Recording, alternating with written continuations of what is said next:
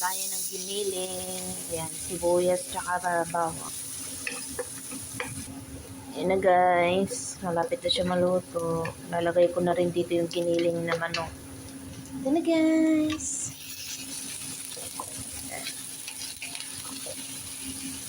Ayan guys, lagyan ko na yan. Ayan guys, malapit na siya makuntutsa. Lalagay ko na itong aking patatas tsaka carrots.